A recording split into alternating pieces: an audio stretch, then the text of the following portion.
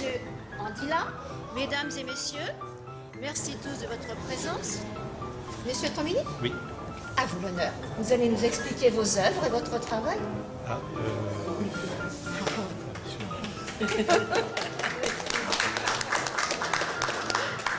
Messieurs, dames, bonjour. Donc, je me présente, Monsieur Tombini, et mon nom d'artiste c'est Antom. Mes œuvres, eh bien, écoutez, je me considère comme un héritier, enfin les artistes comme des héritiers des peintres des siècles précédents. Et donc j'essaye et j'espère leur faire honneur, ce qui explique un peu mon style traditionnel. Voilà, donc je travaille essentiellement le corps humain et les portraits et autoportraits. Voilà.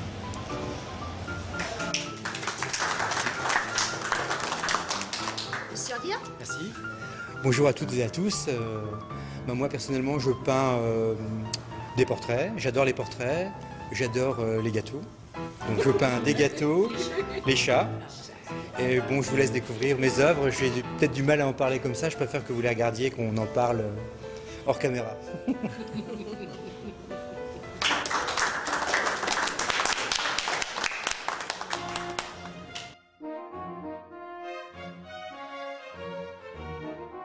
Je suis enseignant en multimédia et en infographie.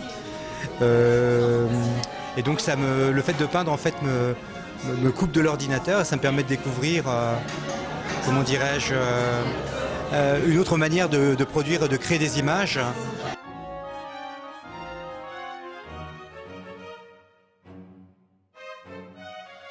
Moi je suis un artiste professionnel, mon parcours est très simple, j'ai fait de l'école des beaux-arts de Nancy. Et j'ai complété ma formation par des cours et des formations parallèles. Donc j'ai en plus appris la gravure et la sculpture. Et par moi-même j'ai approfondi la technique de la couleur en m'intéressant aux théoriciens de la couleur.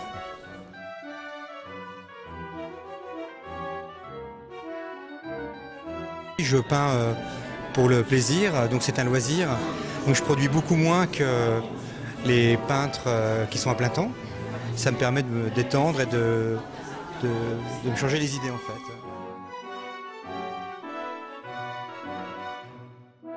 Alors, ma spécialité, comme vous pouvez le voir sur mes tableaux, c'est le corps humain. J'étudie le corps humain, le nu, et le portrait et l'autoportrait. Mais je fais aussi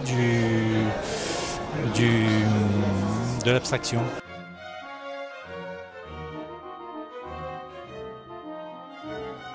Donc là, j'imagine que tout le monde aura reconnu les deux chefs dont je ne connais pas le nom, mais qui sont bien connus sur une émission de télé-réalité. Oui, mais en fait, pas uniquement en fait, sur une émission de télé-réalité. Je trouve que vous faites une fixation là-dessus. En fait, c'est deux grands cuisiniers. Vous avez Jean-François Piège qui est à droite et Thierry Marx qui est à gauche. Enfin, ce sont quand même des personnes qu'on connaît maintenant, surtout, je parle du grand public, hein, depuis effectivement qu'ils apparaissent dans cette émission dont j'ai oublié le nom et qui est finalement une émission de télé-réalité sur M6. Oui, c'est une émission de télé-réalité, mais en fait, c'est avant tout des grands cuisiniers. C'est pas des, comment dirais-je, des cuisiniers qui sont devenus connus grâce à l'émission de télé-réalité. Ils étaient connus dans le monde, alors peut-être auprès du grand public, mais en fait on pourrait dire que c'est des cuisiniers qui n'avaient pas besoin de ça, même s'ils l'ont fait. On peut discuter en fait de l'opportunité de faire ce type d'émission pour ces cuisiniers, mais en fait ce sont des cuisiniers remarquables dans leur discipline.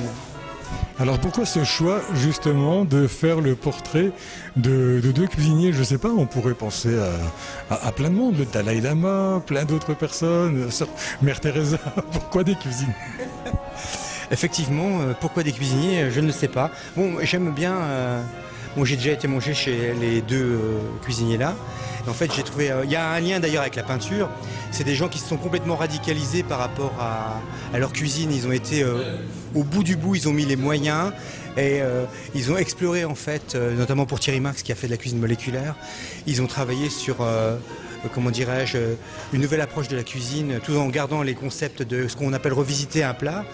Et en fait, ils ont finalement eu un travail comme un artiste peintre, comme un Picasso aurait déstructuré le mode de représentation. Eux, ils ont investi le goût et les textures, les saveurs pour faire évoluer la cuisine. C'est l'hommage d'un artiste à deux confrères finalement qui évoluent dans une autre discipline. Soyons modestes, mais on peut vous suivre là-dessus, oui. Le problème de la peinture, c'est le regard.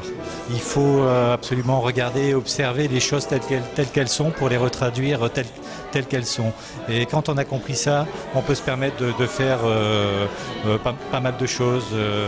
Et donc un autoportrait avec des lunettes, je le dis, c'est pas plus difficile qu'autre chose. Alors comme je vous disais tout à l'heure, je suis spécialisé dans le nu, dans les portraits, autoportraits, mais il m'arrive souvent de faire aussi des travaux d'abstraction. Un petit peu pour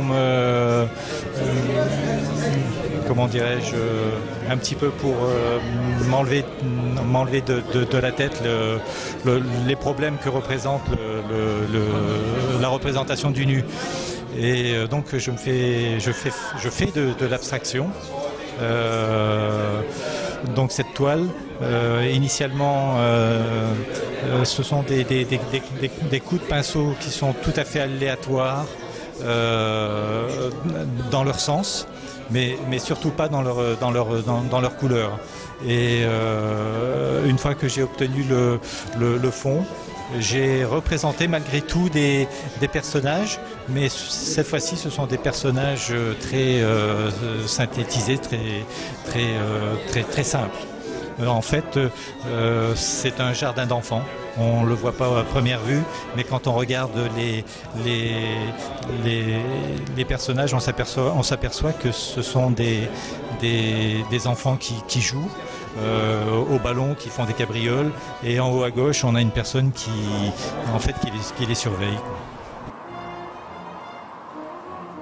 Alors pourquoi je m'intéresse au nu? C'est tout simple.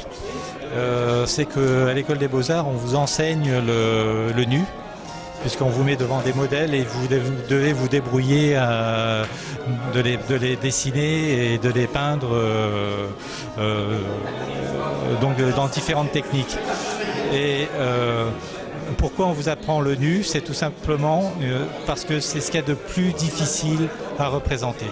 Et une fois qu'on sait faire dessiner ou peindre des nus, on sait à peu près faire tout ce qui est représentable en peinture, quoi. Donc voilà, c'est tout simple. J'ai gardé ce concept et voilà, je dessine des nus depuis les Beaux-Arts. C'est mon sujet préféré, quoi. C'est mon sujet préféré. Qu'est-ce que vous prévoyez pour l'avenir? D'autres expositions en perspective? Non, plutôt des projets de développer le fait de produire des images de manière différente, de mixer en fait la peinture traditionnelle avec le numérique, essayer un peu de jouer sur ces deux techniques et de produire des nouvelles images. En fait, c'est ça qui m'intéresse. Après l'expo de Pont-à-Mousson, j'ai en projet de refaire une exposition au mois de début octobre, au magasin L'Éclat de Verre à Nancy. C'est rue du Général Hoche à Nancy. Pourquoi L'Éclat de Verre? Parce que c'est un magasin qui m'a permis d'avoir un atelier et aussi qui m'offre gratuitement un espace d'exposition.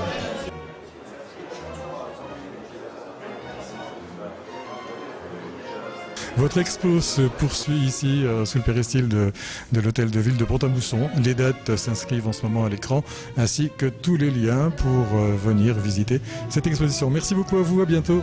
Au revoir. C'est moi qui vous remercie. J'espère qu'on a bien répondu à la demande qui émane de la mairie au départ, bien sûr, étant donné qu'on veut quand même un panel assez éclectique des artistes proposés.